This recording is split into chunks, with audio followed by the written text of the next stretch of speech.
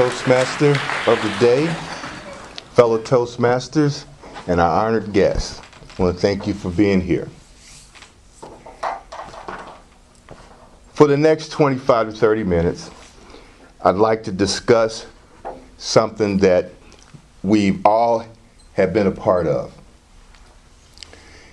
And just to give you some objectives of what we're going to talk about today, conflict resolution. We're going to define conflict resolution. We're going to explain the 5 topics or the 5 types of conflicts. Describe the methods for resolving conflict and how to facilitate collaboration. Now, have you ever had an opinion and someone else would have a different opinion about something? Does that happen to you? Have you ever found yourself with someone that you really can't stand because you know they're going to have a different opinion of what you're going to do? This is called conflict. And this is something that we can't escape. Everybody has it, right down to little children. You know, one of the little kids is riding the bicycle. The next thing you know, the other little kid wants to ride the bicycle. And according to them, you had it last. So there's a conflict. We have conflicts in the workplace. We have conflicts in our social life, in our friends, our girlfriends, our boys, in our marriages, even in Congress. As a matter of fact, I think that's a prerequisite to be in Congress, is to be able to do conflict. I like watching learning channels. And I was watching one channel where there was a government body similar to Congress or the Parliament, and they were trying to pass some kind of law, and then there was that period of debate. I think it was in an Asian country. And the next thing I know, they were arguing, and then they came to blows.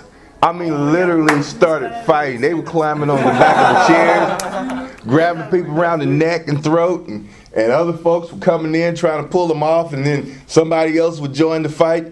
And I'm thinking, this is the government. That's a conflict. That is a serious conflict. Conflict, we always see conflict as bad.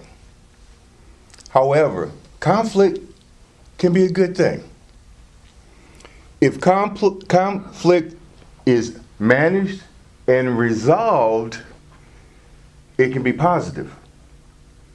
Because positive resolved conflicts can result in new ideas, positive changes, innovation. Have you and another person ever got into a conflict and at the end you came up with another idea? So if the conflict is managed and resolved, it can be a positive thing. So what is conflict? Organizations spend millions of dollars hiring training consultants to do assessments or personality type assessments. Now, one of the big assessments, you might have heard of it in your own workplace, it's called the Myers-Briggs. Any of you ever heard of the Myers-Briggs? Yes. It's a personality type.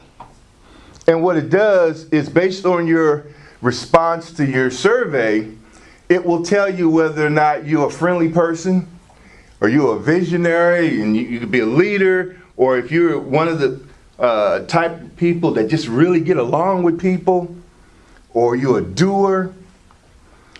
And the reason they do this is so that they can match up personnel that are going to work together in an attempt to mitigate conflict. Now, we're not going to get rid of it, but we can try to mitigate conflict.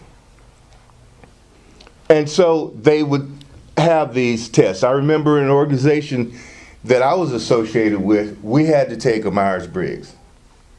And they started moving folks around as the results came in. And when they would form teams, they would form you up with somebody that had a response that would cause some type of cohesive with your team. Now, conflict more often is something that's perceived or a perception of something. Conflict resolution is when we recognize that there's a conflict that has to be addressed, and we calmly resolve it. Now, different ways of looking at conflict resolutions, because there are different types of conflicts. And the whole idea of conflict resolution is to try and turn it into a positive outcome. One of the types of conflicts is the contentious personality. Now, with that we're talking about a person's disposition or a person's personality, and oftentimes that is due to your culture, which is why organizations today are spending a lot of money teaching diversity to their organization, to their workforce. Parenting also is an input or a factor in that. How one person is brought up and how another person is brought up can cause conflict. I remember back in the day, if I went over to your house and visited you and we're jumping around and playing and we knock over the lamp, your mother come in there and slap the both of us. Okay? Hey, that's the way it was. Now today, you can't do that because you're going to have a conflict if you slap somebody else's kid.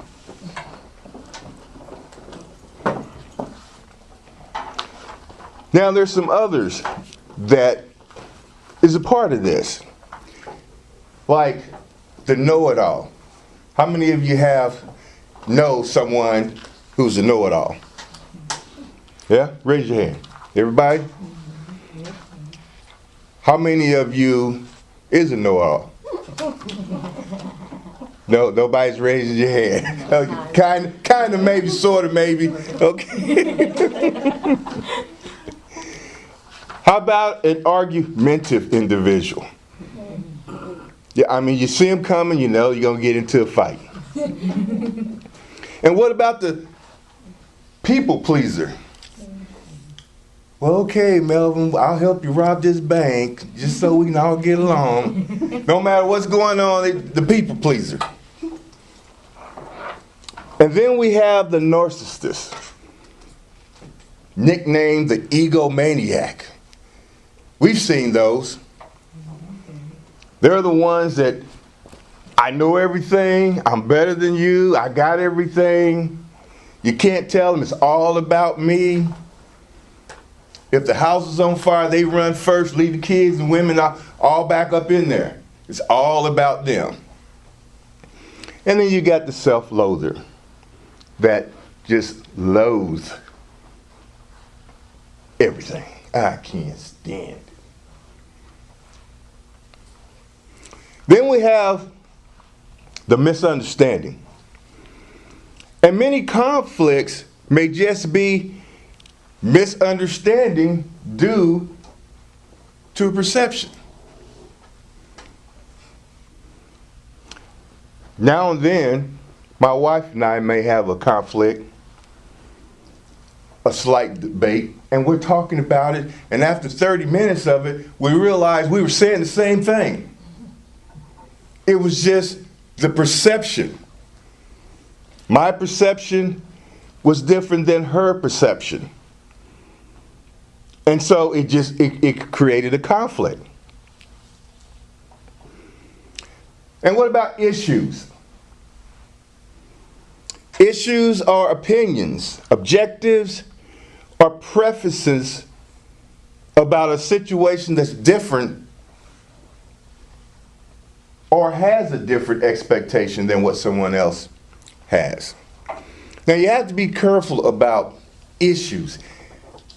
And for those of you who practice project management or risk management, issues are such a big thing that there's an issue log for issues that are really problems.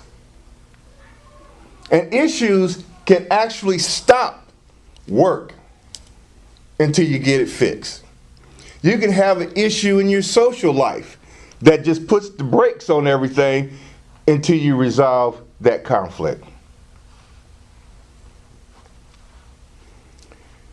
And then we come to style of leadership. Now, all of you are leaders in some form, but they're different than each other. I illustrate that if you have 5 cowboys coming in to a water hole to water their horses, they may get there traveling different paths, but all the roads end with that watering hose or that watering hole where they're getting the horses to drink.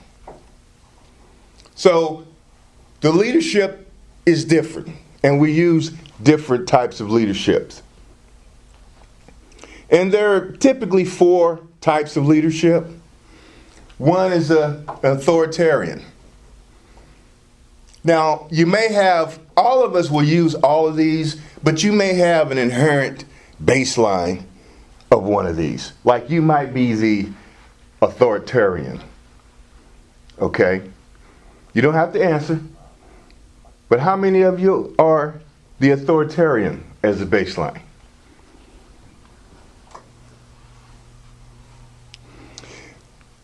What about democratic? All right, y'all, what do y'all think?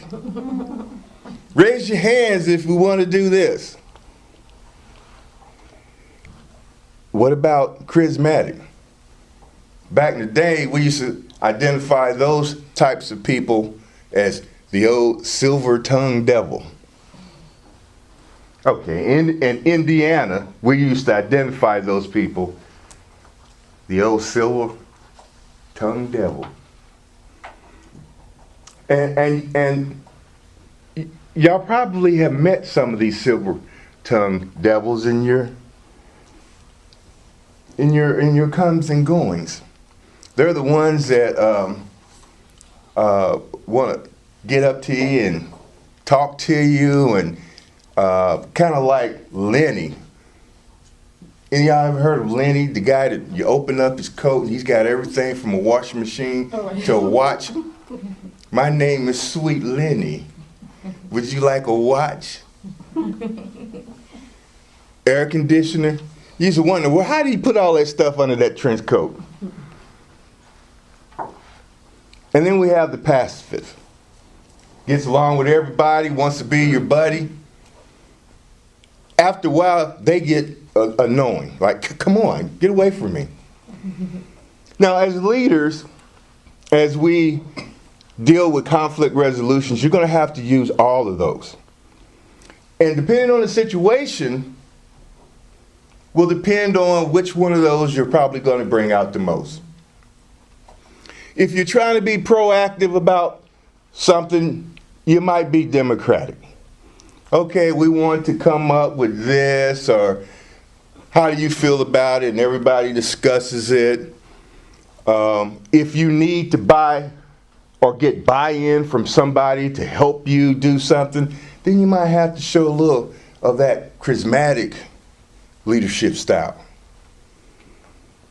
Or maybe Your team has been working countless hours. Now it's time to be a little passive. How you feeling? Take a day off. Let's have a party.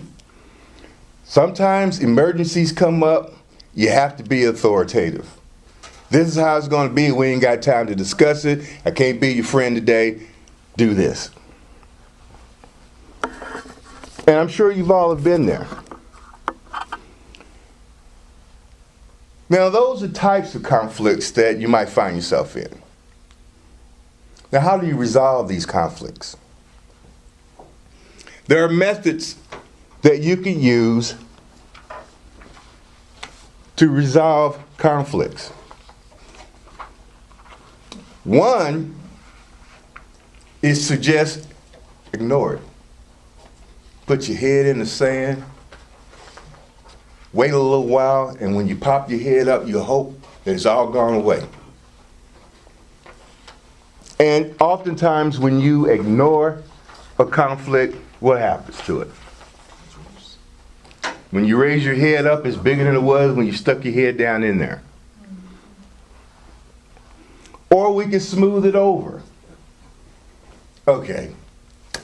So your kid cost you $12,000. But he's okay. He totaled the car. But he's okay. So it's going to cost you $12,000. So we smooth it over. Or it's going to be all right. You burnt the turkey. It's going to be okay. We still got the dressing.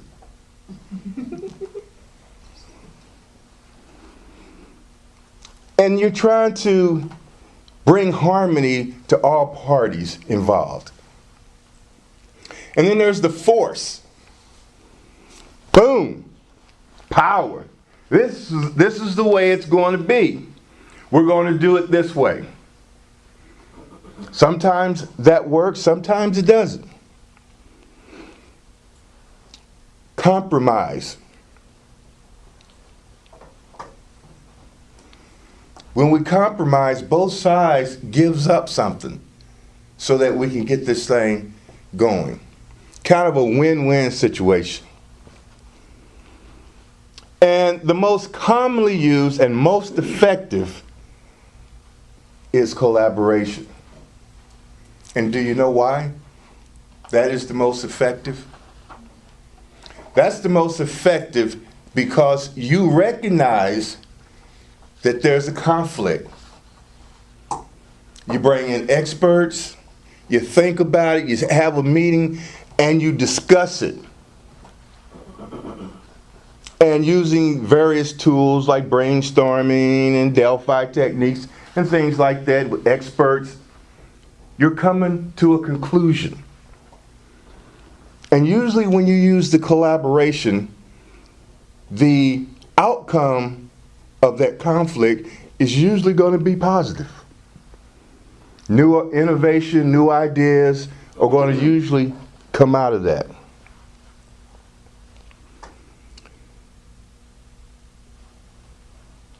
Facilitating collaboration. When in any problem-solving event, there's always a cause or something causal.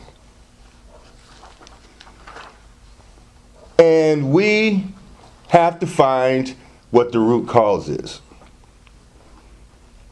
Right? Because if you target other things around the root cause, all you're doing is putting a Band-Aid on something.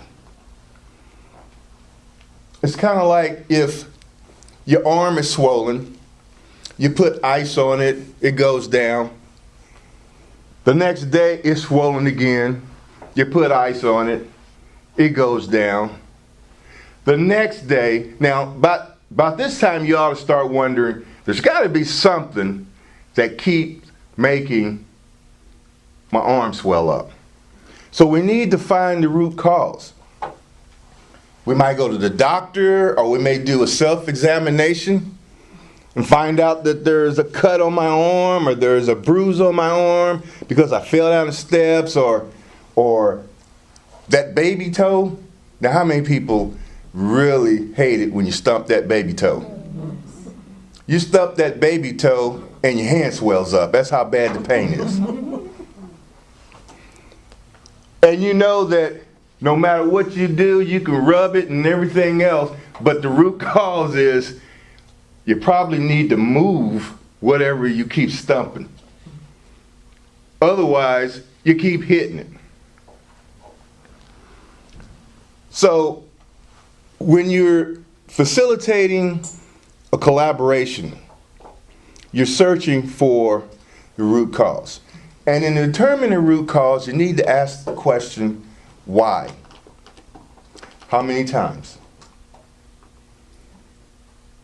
Go ahead, just shout it on out there. 5. 5 times. According to the theorists, if you ask why 5 times, you will reach the root cause. That's why, have any of you ever seen a fishbone? Yes. Fishbone diagram? Yes. Not Yes. the fishbone on your plate, but the fishbone diagram. Yes. It's designed to help you find a root cause. Sometimes it's called a root cause diagram, but it was developed by Ishikawa.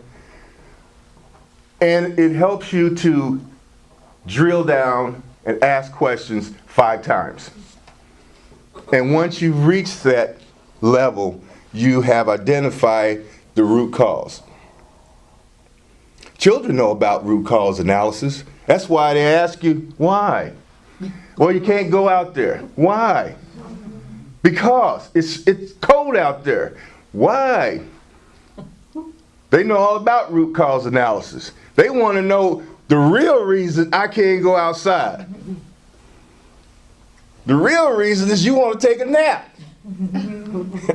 That's the real reason. Telling me, oh, it's cold outside, so you know. No, the real reason is you want to take a nap. You don't trust me out there. Another thing that you don't want to do when you're dealing with facilitating a collaboration in conflict resolution is do not allow emotion to get inside there. Have you ever, I know y'all don't do this, but you probably know someone else that does this. As soon as someone comes that you don't like, you're like, oh, goodness, here they come. I don't know what they're bringing today, but whatever it is, I don't want to deal with it. And they bring their opinion in there, and you already know that you ain't going with it. Because your emotion is already in there. So whatever it is that they say, I think you should leave through the back door because the front of the building is on fire. No, it ain't. Just because your emotion, no, it ain't. I'm going out the front. We know those kinds of people. Because like I said, I know none of y'all are like that. The other thing is that you want to be respectful when you collaborate, when you resolving your conflict. You want to be respectful. You want to show some empathy. You want to be calm. You want to treat everyone's answer or question or whatever it is that they're putting out there with the same respect as you want yours. Otherwise, you're not going to get anywhere. Have you ever been in a meeting where you're trying to resolve a problem, a conflict, and you got somebody, every time somebody says something, oh, that's stupid. Where in the world did you find that? Where did that come from? You call yourself a manager and you ask that question? You know, you have people like that. And you know those people because those are the ones that you leave off the email when you invite other folks to the meeting. And they just happen to be walking by and see everybody. What y'all doing? And you're like, oh man, dang. Next time let's move to meeting in the basement. And then they want to get in there and then it just goes south again. So you want to show respect and you want to be respectful for everyone else because the purpose is to resolve the conflict and make it positive. Positive change, innovation, new ideas. Because you'll find that once it's positive, new things come out. Have you ever been together and you're mauling things around and yeah, this, that, and the other, and hey, yeah, this, and then all of a sudden, a third idea popped up that nobody thought about. You go, hey, that's a great idea. My wife does that to me all the time. Oh, that's a great idea. Or maybe it's me with her. I can't remember now.